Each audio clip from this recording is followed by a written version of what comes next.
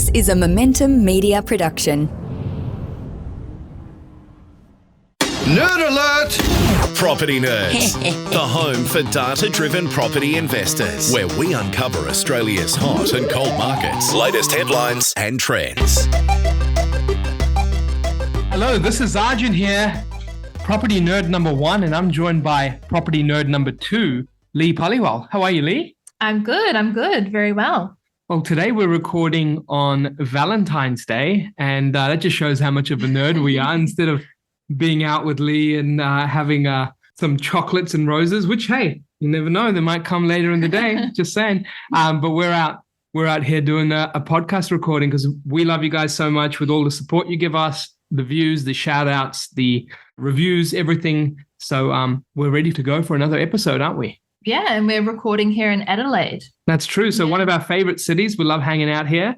Yesterday was Glenelg and a bit of the Moseley Beach Club, which is pretty cool. Reminds you of like your overseas experience because I don't think they have that anywhere else in Australia. Yeah, I didn't realize you were saying there's no other beach clubs in Australia, which I find hard to believe. I find it hard to believe too, but that's what it said at the airport, and we're going to believe what the airport tells us, okay? So by beach club, I'm not talking about like us being 18 and raving out on Adelaide's beaches.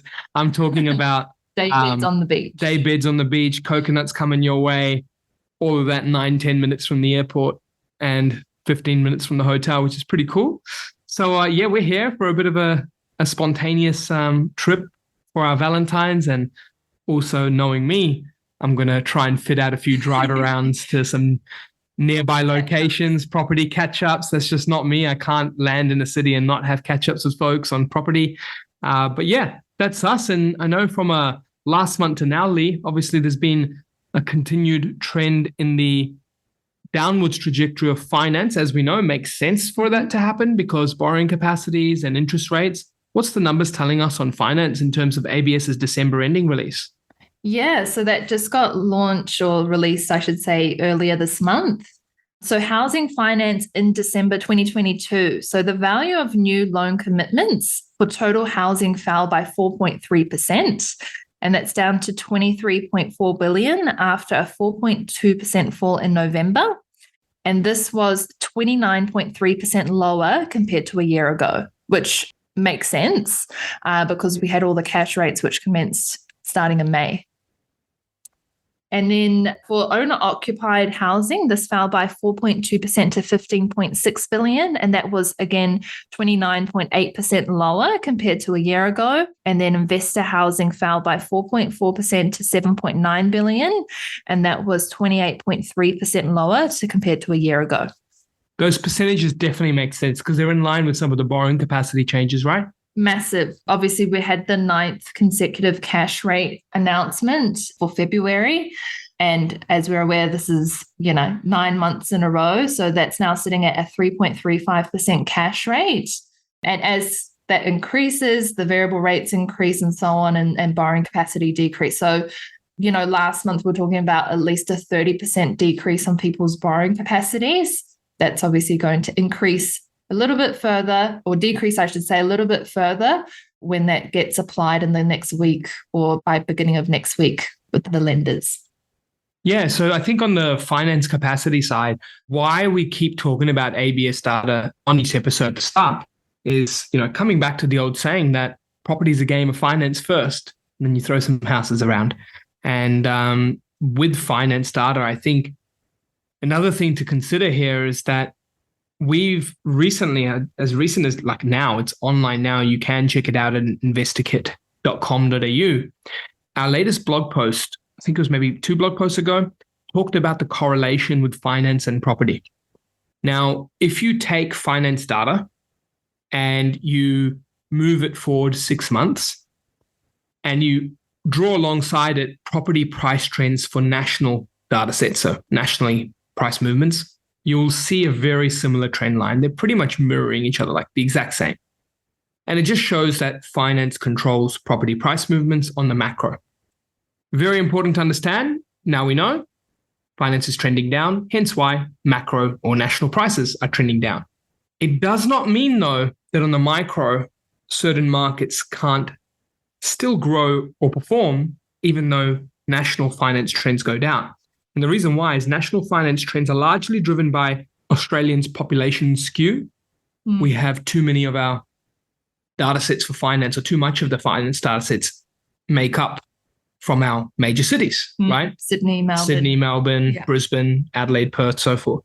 And so as a result, because the data isn't cut down to that local government area from ABS, you won't see that perfect trend marry up with smaller regions across the country. So take this data with that insight to say, yes, national data should move in line with this, but you're here as an investor tuning into this, or maybe a prospective investor tuning into this, thinking about investing. Make sure you consider that the micro data is not the same with the national finance trends. So important point, but why, to give you some context on why we go through housing data at the start with finance, just because that finance leads the way, national prices follow. And from that perspective, it's also important for you to take that micro, because these trends that we're talking about don't represent the micro parts of Australia. Yeah. So I guess in terms of refinances, Leigh, last episode we talked about a boom in refinances. What's happening on that end? Is that still booming along? It's still continuing. So total housing for external refinancing did fall by 1.5%, but remained at a 19.1 billion high, and second only to an all-time high seen in the previous month. And so in terms of breakup for owner-occ and investor, so for owner-occ housing, it fell by 2.3%, but remained high at 13 billion. And that was second only to an all-time high seen in the previous month also. And then for investor housing, this rose slightly by 0.4% to 6.1 billion, which I found quite interesting, because obviously I think that's a common trend that we're seeing in Hills Finance, is essentially obviously a lot of refinance inquiries, but those clients that can take, access to any equities and reviewing of investor finance to go again as well. So it all lines up with what we're seeing as well. Yeah, and on that note, Leigh, there is obviously a lot of competition when there's refinance heights, because refinance is good news for someone, the winning bank, but bad news for someone. So I guess you're noticing a lot of cashbacks thrown out there. What's the best way people can, I guess, reach out to you just so they can get a good understanding of their finances, have this reviewed? Because obviously if there's a refinance boom happening in Australia, there must be a reason for people to refinance. So I mean, a lot of people are coming off their fixed rate. So even just their current variable rates, they've hiked up a lot and they haven't had them reviewed by their current lender at all. So if you want to reach out to us, best way is on hillsfinance.com.au/contact. There's a contact form. You can fill that out and someone in the team will reach out to you. We can go through your finance options. So it is a good time to review that, especially like in general, even before all these cash rate increases, the general sense is that you should review your loans every 2 years anyways. So now that we've had 9 consecutive months of cash rate increases, if you have not talked to anyone during that period, you really need to. Yeah, and on that note, 2 years also, if you take it back from today, it was the start of the property boom that nationally occurred, right? Yep. Or a little bit into it, to be honest. So most people would be sitting on some very healthy equity. Definitely. Even after some declines. Don't be fooled by how much you're seeing all the news of the declines. There's the net positive in Australia is large across most, if not all cities, which does mean that having a chat to the team at Hills Finance and speaking to Leigh means that you might not only save money on rates and structure things to appropriately, navigate through rising rate territory, but actually also be able to structure buffers, structure equity, and expand a portfolio, or at least feel really good about where you are and how your long-term plan's going. Maintain your current portfolio with buffers. Yeah, exactly. So now, obviously, you guys at InvestorKit, you guys are releasing a new white paper every month, which is awesome. Nice free content that everyone gets access to. If you aren't aware of that, guys, you can go to investorkit.com.au/whitepapers, where you see the new release pop out each month. And this month, you guys have released Overvalued or Undervalued. That's the name of it. So an analysis of Australia's 8 capital cities and 25 most populated regional cities. So that's what I can see. This is actually a refresh of a report that you guys did in 2021. So it obviously must have been a really important topic or interesting topic for investors. Why do you think that is? So I think when we looked at the refresh, we realized that this was a very popular downloaded report back in, I think it was November or December 2021, where we first released this white paper. And the key thing is we thought, hey, you know what? We won't release this one again for some time because it's given some insights on markets. And usually census data and ABS data is relied upon for some income data, which is a core part of this measure. But then all of a sudden, 9 interest rate rises happen. I'm sure it's on everyone's mind around how those repayments change, which markets seem a little bit more affordable for locals and which markets less so, right? Or wouldn't really say anything's more affordable, but I'd say which markets are heavily impacted and which ones are less impacted, right? So then on top of that, when we realized certain areas in the last report that were undervalued and how they went 12 months later, we realized that in changing times of rapid interest rate movements, this measure is extremely important to an overall analysis of your property investing journey. That's why we thought we'd do it again and run it back and seen some interesting changes. So the first question, just for all our listeners and for myself, so what do you actually mean when something is overvalued versus undervalued? How do you determine that and what does that mean? Yeah, good question. So firstly, we look at overvalue, undervalue as a measurement by considering mortgage repayments and considering incomes of that local area. Now, yes, you could throw at me so many things that say, hey, Arjun, but the data could be messy for this reason or that reason. I get it. There's so many assumptions in a methodology, like any singular data set. Example, should we use 1 income, 2 household? Should we use median or should we use average? In our overvalue or undervalue, we look at a 30% or a 33%. Or should we look at 40% as the normal? What's normal in this world? Because so many things are changing of your income going to your mortgage. And really, from this perspective, there's so many variables that we just thought, hey, look, how can we look at one measure that's consistent and apply it across the board, just knowing that there's going to be variables anyway? So we just selected a dual income household, right? Because we're looking at a dual income, so both people working in the household, and we're looking at the median price of the current area. Yeah.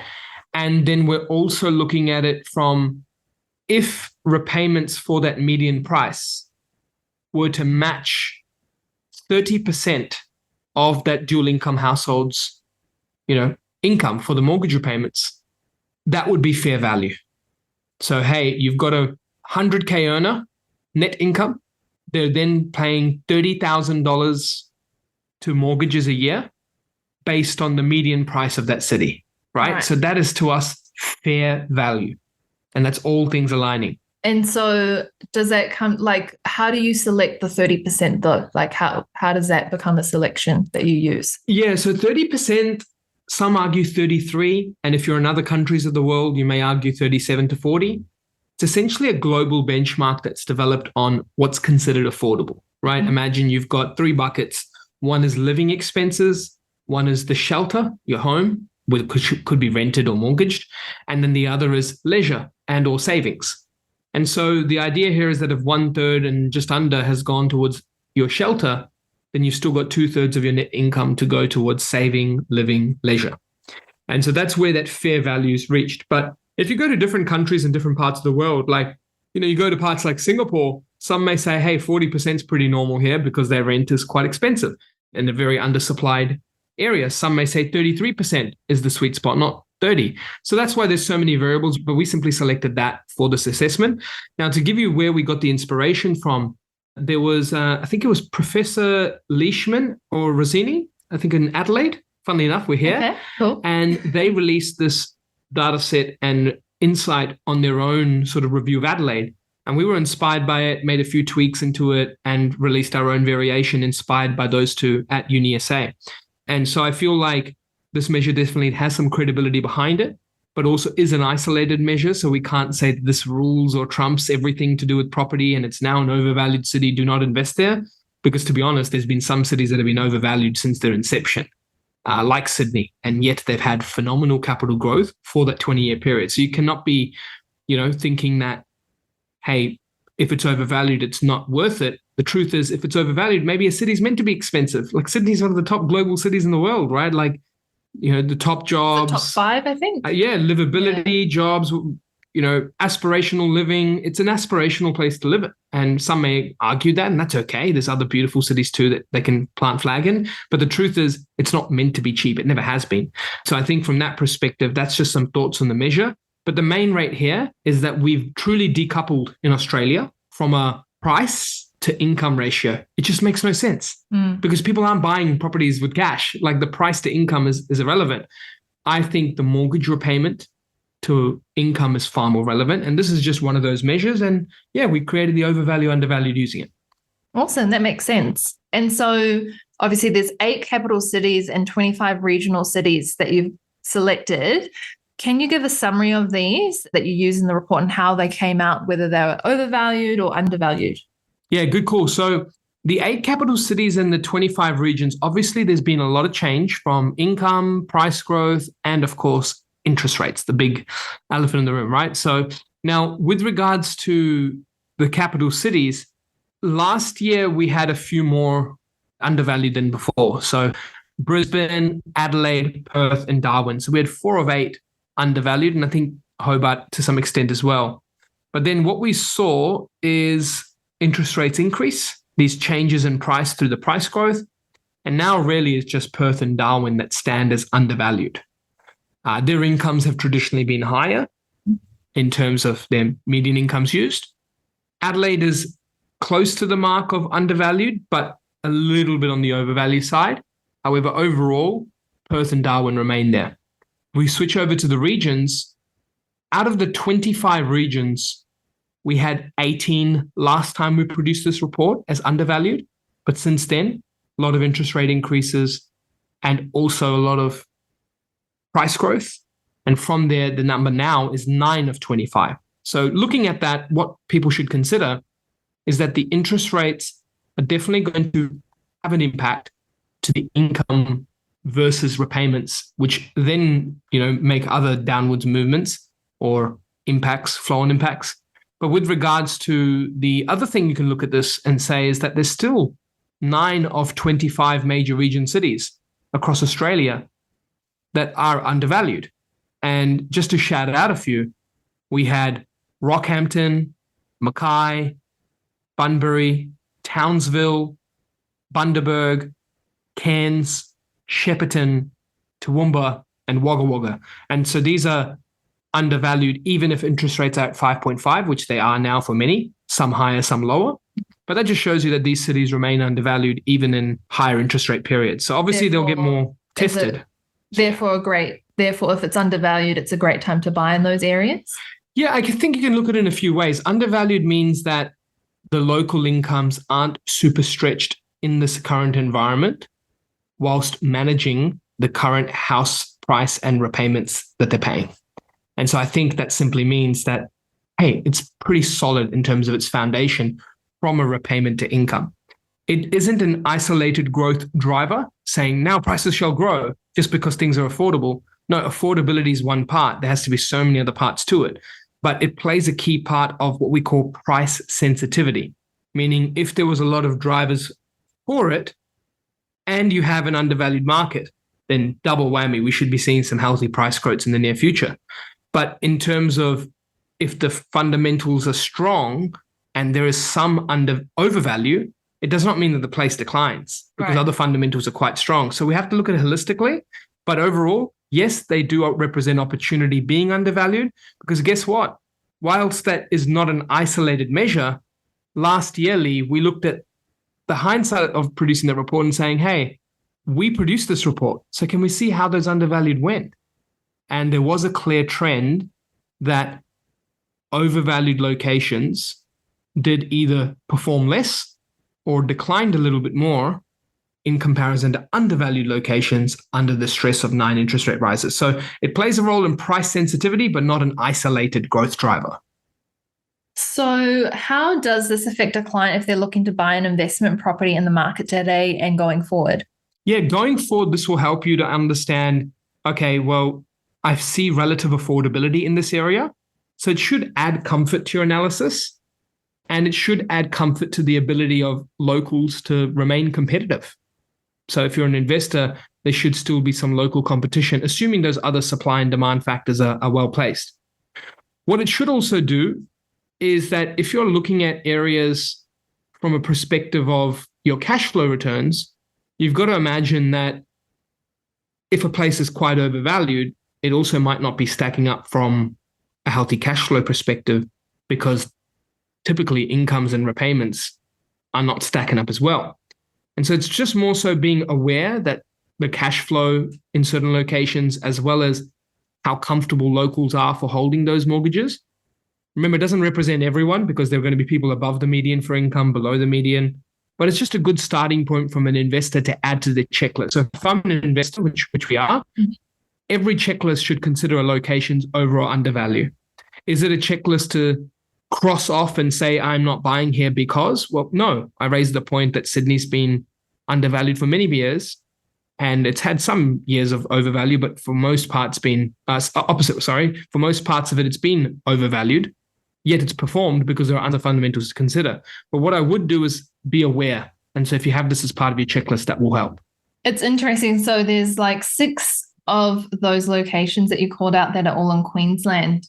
So it really makes sense in terms of like a lot of people have been shifting to Queensland, investing in Queensland due to the affordability. Yeah. Okay, cool. On that note, that's a really good point you raised, Leigh, because see, imagine you're having the old barbecue conversation with Max, right? I don't know why we all love our barbecues and barbecue conversations. I know why we love barbecues, but I don't know why we love using it as a property example. Food. So. Yeah. I like it because when I, cook the meats and I go, hey, thought I'd give the missus a day off, right? And then I realized, hold on a minute, she helped me with cutting the salads. She brought it all out. She, prepped all the marination and turned the oven on. She put the garlic bread in. She literally did 90% of it. And there's me going, yeah, I thought I'd just give Leigh the day off, guys. Thank you. That's probably why I like it. But I think with regards to the barbecue conversations, when someone talks about, oh, I've just moved to that location, one thing many people say is the price for what they get, right? Yeah, exactly. So to an extent, that plays a part. But I think Queensland's the value of what they paid for. Correct. So that plays a part. But I think overall, why Queensland's shining is a few reasons. Number one is the incomes haven't been tested with those mortgages because there hasn't been a huge amount of price growth. Remember, you can also achieve overvalue in 2 ways. One is repayments going up everywhere, which we're seeing now. But the other way you can achieve it is through fantastic price growth, and it just outstrips the income change, right? So I think from that perspective, Queensland, many sub-regions that are noted on this report that are standing out, had pretty subpar price growth over the last decade.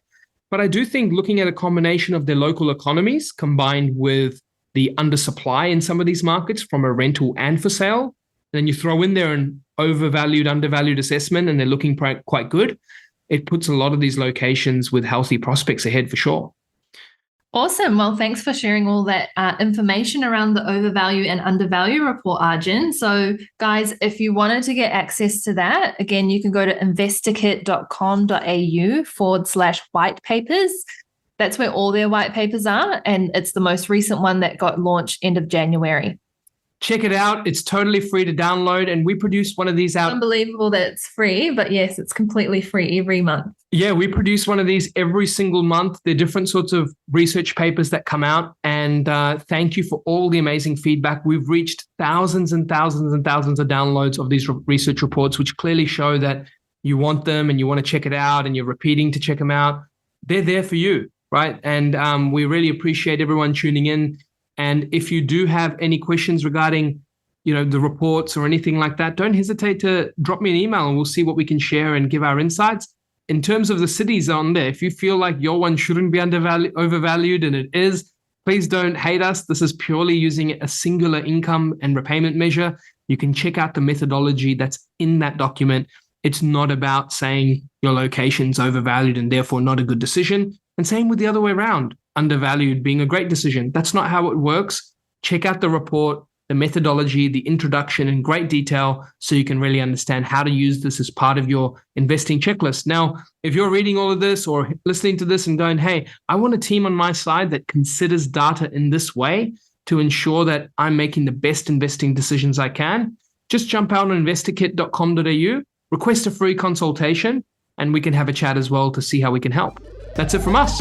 The information featured in this podcast is general in nature and does not take into consideration your financial situation or individual needs and should not be relied upon.